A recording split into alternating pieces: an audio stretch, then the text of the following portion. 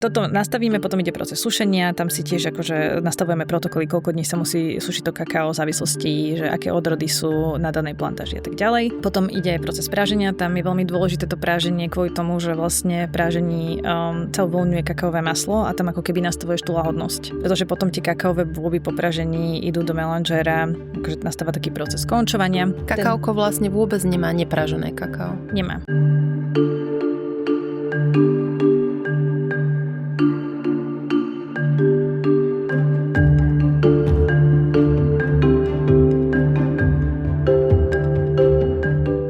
Matej, ti ďakujem, že si dneska spravil toto kakao, lebo už cítim také uvoľnenie, že dosadá aj si užívam tento rozhovor. No a povedz nám niečo o tej veľkej ceste, z ktorej si sa teraz vrátila. Ty si bola v Kolumbii. Áno. Boli sme v Kolumbii a vrátili sme sa vlastne začiatkom tohto mesiaca. A vlastne už v vysielaní to bude v septembri to bolo, ale málo podstatné. A teda mali sme tú česť zobrať aj výherkyňu našej veľkej letnej súťaže. Vlastne tá súťaž prebiehala cez leto a vyhrala ju naša zákazníčka Janka. A jej manžel sa rozhodol, že ju chce sprevádzať, takže sme zobrali aj Janku, aj Tomáša, jej manžela a teda sme precestovali celkom dosť tej Kolumbii. Ako dlho ste tam boli? Boli sme tam 16 dní. A teda hlavne sme sa snažili ísť na plantáže, ale keďže sme boli s nimi, ja som trošku zmenila ten itinerár, že teda mi to prišlo také nie úplne fér ich stále ťahať iba po plantážach, takže sme pridali aj turistické veci, niektoré z nich som ani ja akože neprešla predtým, tak aj pre mňa to bolo také obohacujúce. Niektoré už za každým, keď som tam, tak sa snažím sa dostať do tých miest. Takže sme mali takú inú kakaokovú cestu, ale myslím si, že aj Janka a teda aj my sme si to veľmi užili, tak to ukázať niekomu ako keby mimo z kakaoka všetko to, čo sa deje na tých plantážach a v Kolumbii, že vlastne tak prerozprávať ten príbeh a preniesť ho tam aj fyzicky. Takže to bolo veľmi také pekné. Priblížiš nám to tiež trošku? Určite áno. Ešte teda nás predstavím, že teda moje meno je Martina Matejčková, som zakladateľka Kakaoka, venujem sa kakao aj teda cestu Kolumbiu a rôzne sociálne impaktové projekty už od roku 2017. A ja som Andrea Peniaková, precvičujem pilates a mindfulness jogu a s Martinkou sme spojení, odkedy som prešla z kávy na kakao a našla som si Kakaoko Plus a veľmi si ho obľúbila. Ďakujem vám pekne. No tak vlastne bolo to naše prepojenie na začiatku, ale potom čoraz viac sme vlastne nachádzali tie rôzne iné cesty a prepojenia aj v tom cvičení, aj v tom dýchaní a v celom takom tvojom nastavení, takže ja si to veľmi vážim, že si tu dnes so mnou. Ďakujem. No a vrátim sa k tej Kolumbii, že teraz ako sme sa vrátili, tak akože keď sa ma niekto pýta, že ako bolo, čo tam nové a tak, my teda robíme už, ako som spomínala, od roku 2017 s bývalými pestovateľmi koky, že teda nápad toho kakaoka bol taký, že najprv bolo to, že som chcela sociálne podnikať a nevedela som, že s čím ako.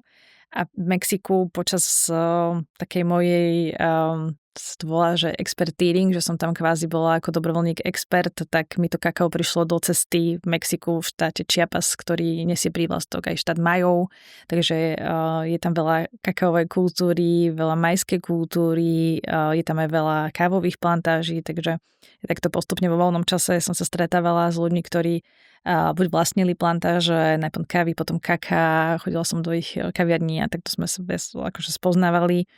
Až som mala tú možnosť poznať Dona Rogelia, ktorý vedie až doteraz Academia Mexicana de Cacao, čo teda je Mexická akadémia kaká. A táto akadémia sa venuje kakao z antropologického pohľadu. Teda čo znamenalo v čase Majov, hej, že aké všetky využitia malo a tak ďalej. A zároveň vlastne robí ako keby taký archív všetkých tých odrod kaká od tých čias až doteraz. A vlastne tam som mala tú možnosť za ten wow moment, kedy som videla vlastne aj fialové kakaové bôby a rôzne tie odrody a ochutnala som v podstate, že tedy niekoľko rôznych odrod a teda niekoľko rôznych chuťových profilov. A ja vtedy ako milovník čokolády aj kávy a som si kupovala, a teda aj kaká, a kupovala som si bioholandské kakao a som si myslela, že už viac si neviem dopriať, hej. Tak som zrazu zistila, že holandské kakao vlastne nie je úplne kakao, že to je otočený kakaový prášok a vlastne, že tie odrody sú úplne rôzne, že to chutí úplne inak, že vlastne kakao vie chutiť ako banány, hej, že cez podzemné vody si to kakao, ten kakaovník vie natiahnuť, že to má úžasnú odrodovosť, tak ako to je vo víne alebo v káve a naozaj sa tam stal ten wow moment, čo mi zmenil život a potom neskôr ma napadlo napísať projekt na kakauko a vlastne už bude 8-9 rokov, čo takto kakaukujeme. No a teda cieľom bolo naozaj prostredníctvom toho kaká vytvoriť čo najviac dopadov a ako keby tých spoločenských a sociálnych prienikov, čo vieme vďaka tomu, či už produktu alebo teda službe priniesť. A preto aj Kakauková kvapka voláme podcast, pretože stále je to vlastne o tej pomyselnej kvapke, ktorú tak pustíme a ona začne vytvárať tie kruhy. A presne toto som vždy chcela dosiahnuť kakaukom a verím, že sa mi to aj darí.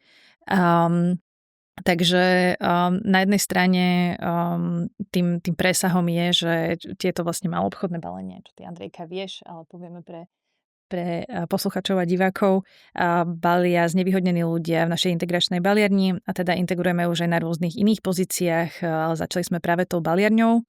To je na tej našej slovenskej strane a potom na strane práve Kolumbie tam začali také veľké projekty už v tom 2017, kde sme partnerom takých projektových schém, ktoré ponúkajú alternatívu práce bývalým pestovateľom koky.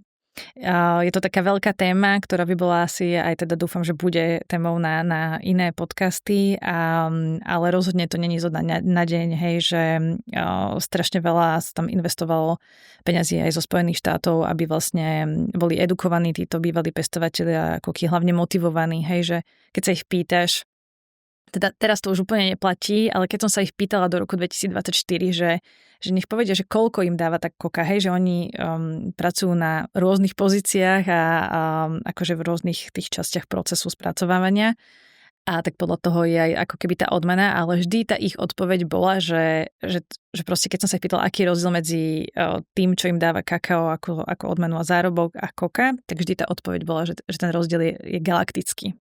To mi všetci proste takto akože odpovedali, ale nikdy mi nepovedali, že koľko. No a vlastne taká pozitívna externalita, čo sa stala vlastne počas roku 2024, bolo, že kakao a jeho cena sa niekoľko znásobila za ultra krátku dobu, konkrétne to boli 3 mesiace, kedy sme vlastne na komoditnom trhu pozorovali, že kakao sa skoro zo 7 násobilo. Tak to si pamätám, to bolo aj v nejakých oficiálnych správach. No, to boli presne tie dni, kedy ja som toho veľa nenaspala a som si hovorila, že čo ideme s tým robiť, lebo akože že bol to celkom masaker. No, ale ako pozitívne z toho pre našich týchto bývalých kokaleros, bývalých pestovateľov koky je, že oni teraz veľmi motivovane sami sa venujú a prechádzajú z tej koky na kakao. Je tomu až doteraz tak, aj vlastne sme sa o tom rozprávali, že teraz je to veľmi porovnateľné. Okay. Takže síce my tu úplne z toho nie sme nadšení, ale teda toto je akože veľmi pozitívne, že už ich nemusíme až natoľko my ako keby motivovať, že aj tá samotná cena a to, že čo im to kakao vynáša úplne legálne, akože je im veľkou pridanou hodnotou a tým pádom sa ľahšie rozhodujú a teda aj keď je to veľmi náročné, že to si treba predstaviť, že keď niekto chce vystúpiť z tej chobotnice narkobiznisu, tak to vôbec nie je také, že sa rozhodnem a idem, hej, že je to celý proces a akože musí tam byť rôzne podporné mechanizmy, aby ten človek vôbec mohol výjsť z toho celého. A aj keď posluchači a diváci pozerali určite veľa z nich Netflix a Narcos, to je taká referencia pre tú Kolumbiu stále, že ale rozumiem tomu, že je to putavé. Tak ono ten FARC, to je také najväčšie paramilitárne zoskupenie spolu s Geriou, oni sú ako keby už v inom formáte, vieš, že to už není tak, ako to bolo kedysi za éry Pabla Escobara. Teraz je to trošku inak a sofistikovanejšie. Takže to už nie je, že teraz oni už nemajú úplne záujem byť až tak viditeľní. Oni to vedia robiť úplne inak, ale žiaľ, je to stále prítomné. A my, keďže sme na tých plantážach a v tých zónach, kde naozaj sa pestovala koka, prípadne v niektorých častiach ako kaketa pri amazonskom pralese sa stále pestuje. A ty vieš v pohode vidieť, že sa tam prenáša, je tam taký trošku narkotrafik s tou kokovou pastou, alebo tá sa akože potom vyváža. tak vidíš, že to je stále prítomné, hej, len má to už proste taký sofistikovanejší formát, no, žiaľ. To sú také zaujímavé témy a problémy, s ktorými ty dealuješ popri tom, že ľudia si povedia, že kakaoko, aký príjemný biznis, ale nakoniec je to celkom harsh. Akože toto bolo také, že keď sme zobrali vlastne Janku a Tomáša, tak oni tiež pozerali, že ono tak vyzerá, že potom kľudne dajte do komentárov, budem veľmi rada, ak dáte, že ten prvý dojem z toho kakauka, možno so mňa zo značky je, že pijeme stále kakauko, sme v pohode vyčilení, vysmiatí a všetko je krásne.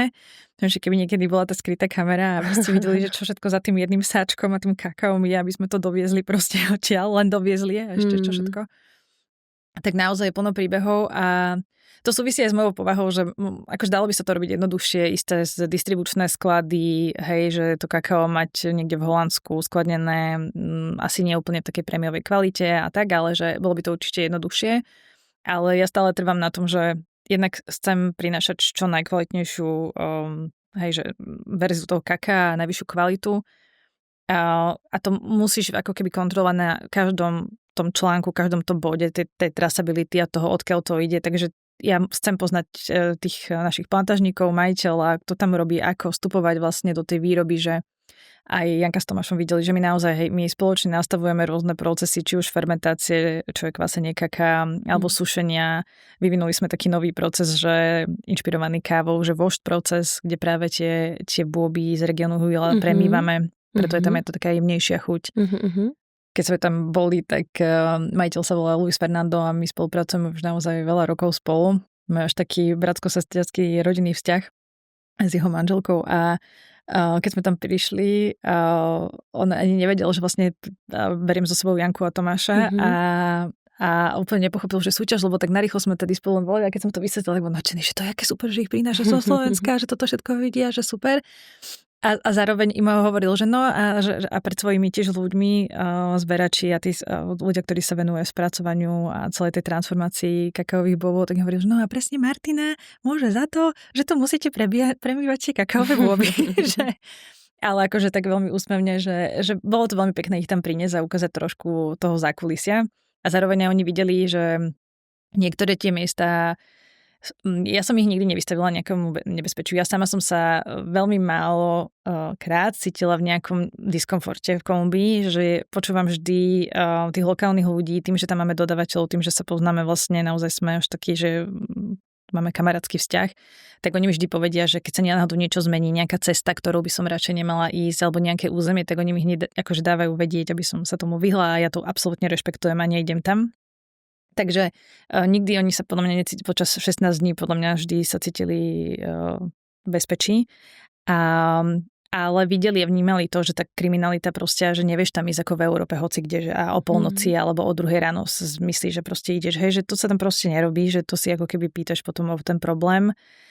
A možno trošku aj navnímali to, že my robíme, aj keď sme boli na plantážach, ktoré sú najmenej dotknuté narkobiznisom, alebo teda už sú naozaj že na ústupe a akože sú to desiatky, stovky kilometrov, akože kde sa nachádzajú títo paramilitárci, tak vnímali to, že hej, že není to úplne také, že by Martina chodila na dovolenku proste niekde, niektorí si naozaj myslia, že keď idem na plantáže, tak sa tam niekde kúpem Karibiku a potom sa pýtajú, prečo nie som opálená, no tak tam chodíme na tie plantáže a tam sa až tak neopálíš, no. Môžem sa opýtať ešte, že ako často absolvuješ túto cestu do Kolumbie za rok ty?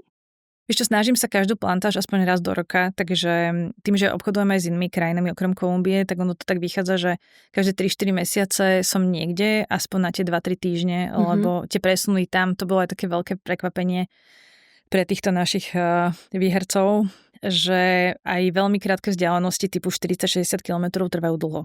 Proste tá infraštruktúra tam nie je, hlavne v týchto rurálnych a takých odlahlých zónach, že tam výmolí proste aj stúpaš nad morskou výškou, takže Bogota má 2600 metrov nad morom, takže to bolo tiež pre nich také, že je iné z 2600 výjsť na 3000, ako keď ideš proste, hej, že zo 100 na 500, takže akože cítiš, že ten kyslík ti trošku chýba a tak. A hej, tie presuny sú tam náročné. To je asi, ja by som povedala, že pre človeka, ktorý v Kolumbii zatiaľ nebol, alebo v takéto nejakej krajine z Latinskej Ameriky, tak tie presuny sú takým najväčším prekvapením, lebo nečaká, že to bude tak dlho trvať a že to bude tak únavné, vieš. Akože keď boli unavení, tak podľa mňa boli unavení žiaľ z tých presunov. Matia, mohla by si nám ešte na záver priblížiť takú tú cestu, ktorú toto kakauko má z kolumbijskej plantáže až do bratislavskej kakaotérie? Určite áno, ináč budeme otvárať Žilinskú. To je taká novinka. Tak bude aj Žilinská kakaotéria. Super. Ale áno, no vlastne jednak my už máme dodavateľov a teda plantáže, s ktorými robíme niekoľko rokov. Hlavne čo sa týka tej Kolumbie, tam ako keby už ani nepridávame veľmi málo, skôr pridávame potom v iných krajinách. Ono ten proces aj toho samotného výberu tej plantáže a tých všetkých analýz, hej, že proste musíme vedieť, že vzorka zo zeme kakaových bobov a tak ďalej, že veľká téma ťažké kovy, pesticídy, salmonella, E. coli, koliformné baktérie, toto sú veci, ktoré v podstate, že musíme všetko zanalýzovať a aj keď nám to kakao chutí, tak toto proste musí byť všetko bezproblémové, aby sme sa rozhodli, že teda ideme spolupracovať s týmto dodávateľom. A potom vlastne nastáva ako keby celkovo nastavenie tej spolupráce, že čo konkrétne od neho budeme odoberať, či kakaové boby, či kakaovú hmotu, alebo že do akej miery on to vie spracovať, alebo či to my chceme akože aby spracovával a čo konkrétne.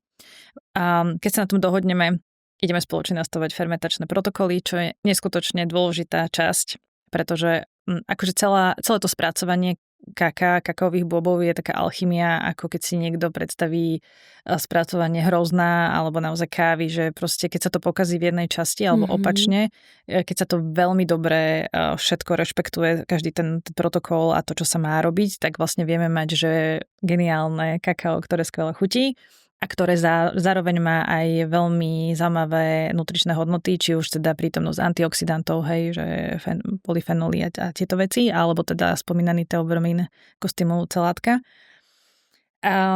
Takže toto nastavujeme, akože toto nastavovanie trvá niekedy aj pol roka, niekedy aj viac.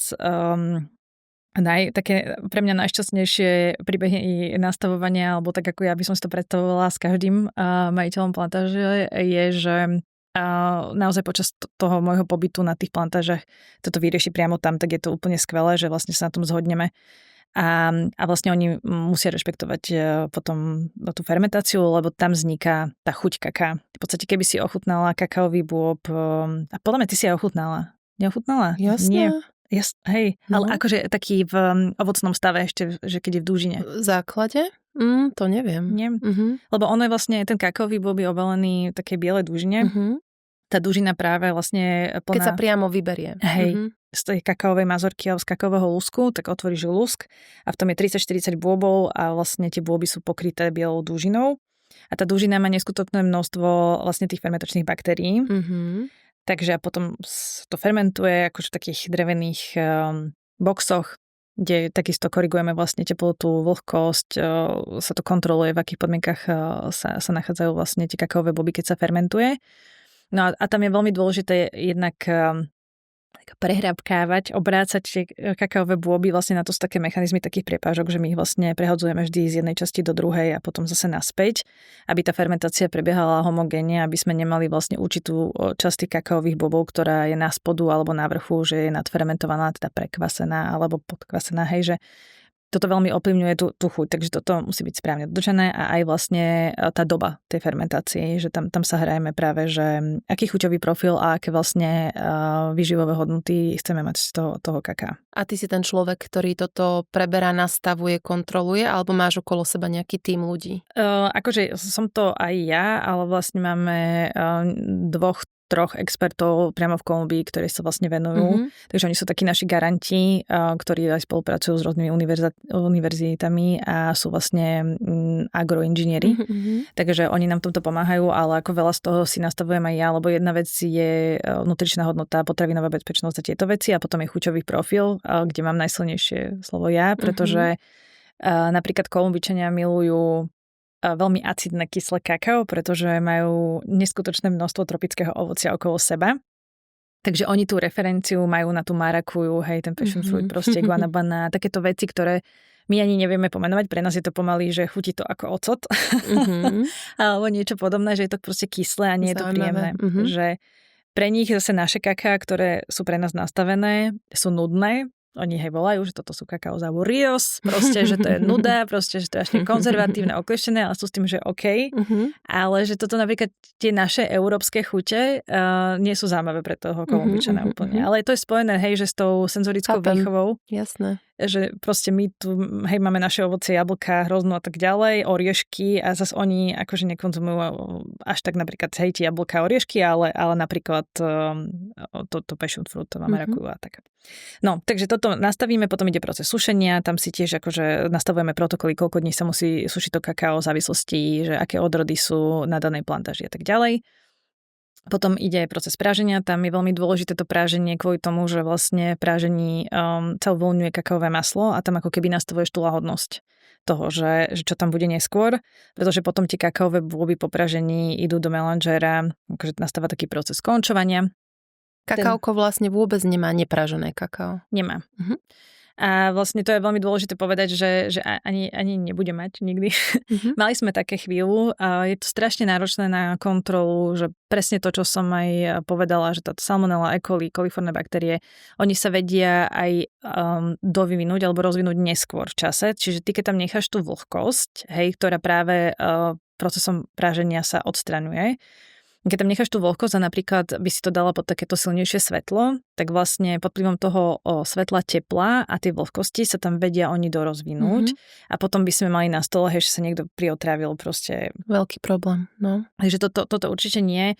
A bol taký argument zo strany vlastne zákazníkov, ktorí hľadali nepražené kakao, že je tam oveľa vyššia prítomnosť enzymov a minerálov a stopových prvkov. Akože my sme si to dali testovať, je to pravda, že tie prážené kakaové bôby a prážené kakao je trochu ponížené a nie je to významným spôsobom, ale čo je zaujímavé, že keď sme porovnávali na antioxidanty, na prítomnosť polyfenolov, prážené a nepražené kakao, tak nám to práve že vyšlo, že práve tým prážením sa ako keby znásobujú tie antioxidanty. Takže možno trošku strátime tých minerálov, stopových prvkov a enzymov, ale získame na antioxidantov a oni sú z môjho pohľadu sú cenejšie. Takže nie je to až taký zlý deal. Ale stále tá potravinová bezpečnosť je pre mňa úplne najdôležitejšia na tom celom. Nestojí to za to riziko. No a teda, aby som dokončila ten proces, už dlho rozprávam, ale pre predstavu. Práženie vlastne následne končovanie aspoň 72 hodín, aby sme získali vlastne čistú kakaovú hmotu. Tá sa potom vylieva do rôznych foriem, v podstate to nepodstatné, lebo pre nás to slúži na to, že či to je v plechu, či je to nejaký kváder, kocka, čokoľvek, tak my vlastne potom to spráškovávame. Ale je to taký, v našom prípade to nie je úplný prášok ako to otučené kakao, čo bežne nájdeš v supermarkete, čo ty vieš, že vlastne v tom otučnenom je už oveľa menej kakaového masla a rôzne iné procesy. To je na ďalší podcast určite. Ale toto je skutočná kakaová hmota z kakaových bôbov, takže ona obsahuje veľa tuku a to nám tiež pár rokov trvalo, kým sme vyvinuli mechanizmus, ako to práškovať, aby sme to vedeli spráškovať kvôli tomu tuku. Takže keď niekto povie, že napríklad pod vplyvom teplotných šokov, že v lete sa to môže stať, že to kakao sa môže trošku ako keby potopiť a potom stúhne, že sa urobia také granulky a že to nie je prach alebo prášok, že čo to je, tak to je práve kvôli prítomnosti toho kakaového masla, ale nie je to žiaden ako keby nejaký prejav, že je nižšie kvality alebo niečo také. Je to skutočné kakao, ktoré obsahuje tento tuk a preto tak reaguje. No a potom, keď teda ešte sme neskončili iba proces, ale tieto, akože už niektoré tieto fázy spracovania a transformácie robíme už my na Slovensku, takže podľa toho, s akým dodavateľom robíme, tak taký ten kakaový derivát, tú formu toho kaká si dovezieme napriamo. Samozrejme dovoz, samostatný podcast tiež. Že nikto mi nedal príročku mladých svišťov, že ako dovážať kakao z Kolumbie. To si človek proste musí zažiť a vyšperkovať postupne. Vždy to vie byť ako tiež príbehové, aj ten samotný dovoz, skrz to, že dovážame z Kolumbie, akože vždy sú tam narkokontroly, takže vždy to má svoj príbeh, každý dovoz. A my teda väčšinou letecky dovážame kvôli tomu, že kvalitatívne ten transport akože vie ovplyvniť, že keď to dlho ide po mori, je to nabrať vlhkosť. My tam nemáme žiaden konzervant, nie je tam žiadna akože dodatočná látka, žiadne aditívum, nič. Sú tam naozaj že čisté kakaové bôby a čistá kakaová hmota a vie to ako keby tak zatuchnúť a tak. Takže samozrejme záleží, nehovorím, že teraz každé kakao, ktoré ide po vode, musí takto. ale za nás nám aj kvôli tomu, že máme väčší a väčší predaj, tak nestíhame čakať mesiac a pol, 2 mesiace, kým príde tá loď, takže ide to letecky väčšinou. A potom, keď to k nám príde, tak vlastne sa tešíme, že prišiel tovar a kontrolujeme, že či všetko prišlo tak, ako malo a vlastne ide surovina na ďalšie spracovanie k nám do výroby a do baliarne, kde vlastne buď robíme rôzne zmesi, pridávame panelu, korenia, hej, alebo sa vytvárajú peniažky a potom vlastne sa balia jednotlivé maloobchodné balenia, ako môžete vidieť, čaj, kakao u nás v baliarni, s tým, že vlastne, tak pomenujem trošku, že čo tí kolegovci robia, že je to taká stále manufaktúra, že lepia tú etiketu z každej strany a vlastne musia navážiť požadované množstvo a zazvárať. A vlastne to sme aj v čase ešte na začiatku, keď sme to testovali, tak sme zistili, že to samotné lepenie je pre nich veľmi terapeutické, keďže sú to znevýhodnení ľudia, ktorí väčšina z nich má rôzne psychologické a psychiatrické ochorenia, teda majú rôzne lieky, antidepresíva a podobne. A ty pod vplyvom tých liekov strácaš jemnú motoriku. Ináč deje sa to aj nám, zdravým ľuďom, pretože málo už píšeme perami alebo tak. Takže vlastne to lepenie a to, že to musia odliepať a priliepať, tak vlastne ich ako keby trénuje. Áno, a dáva tú pozornosť do tela. Hej. No. A aj ako pre nás, pre zdravých, že máme niekoľko takých dobrovoľníkov, ktorí chcú chodiť lepiť tie etikety, lebo ty sa vlastne sústreďuješ na to lepenie, vieš. A že ja by som si inak želala to robiť niekedy, lebo fakt akože, že človeka to baví, že vidíš za sebou, že jej nabadala som 100, alebo teda oetiketovala som 100 balení, že wow, že vidíš ten výsledok a lepíš, že už málo robíme takto ako keby manuálne. Ale je to super v tom, že vlastne ich to učí niektorých aj pracovnej disciplíne, že prísť do roboty pravidelne a tak, ale hlavne, čo je taká najväčšia pridaná hodnota z môjho pohľadu je ten time management a team management, že vlastne učia sa robiť v čase na konkrétne objednávky so svojimi kolegami, vlastne, že naozaj je to veľmi taký obdobný, akože je to porovnateľná situácia ako na otvorenom trhu, hej, že my bereme do úvahy, že majú znevýhodnenia, že vytvárame proste špecifické podmienky, aby oni sa cítili v pohode, aby mohli podávať ten výkon, čo nie každý zamestnávateľ úplne vie zabezpečiť, takže prihľadáme na každý ten typ znevýhodnenia, ale majú veľmi také akože relevantné tie podmienky, že potom sú konkurencieschopní na tom otvorenom trhu, keď si už hľadajú bežnú pracovnú pozíciu. Wow. Tak to je naozaj dlhá cesta. My ti ďakujeme, že to robíš takto kvalitne a poctivo od začiatku až do konca a je to podľa mňa nakoniec tej šálke cítiť. Ochutnajte sami. Hej, a hlavne ešte by som sa vrátila, že keďže v každom podcaste chceme nejakú tú hĺbku možno nejak počiarknúť a niečo, že za každým tým produktom, hlavne teda u nás, ale myslím si, že to platí aj pre iné firmy, že treba podporovať produkty, za ktorými je niečo viac a že aj ten, že teraz nechcem, aby to vyznelo nejak akože reklama pre nás, ale že aby si každý z nás uvedomil, že vlastne tou kúpou a nekúpou produktu hovorí niečomu áno a niečo nie a s niečím súzni a niečo podporuje a niečo v podstate, že vyjadruje ten nesúhlas. Takže možno sa aj tak zamyslieť nad tým, že čo podporujeme a prečo to kupujeme a prečo možno niečo iné by sme nemuseli až tak. Super rozhovor a inšpirácia. Vďaka, Mati. Ďakujeme tebe veľmi za tvoj čas.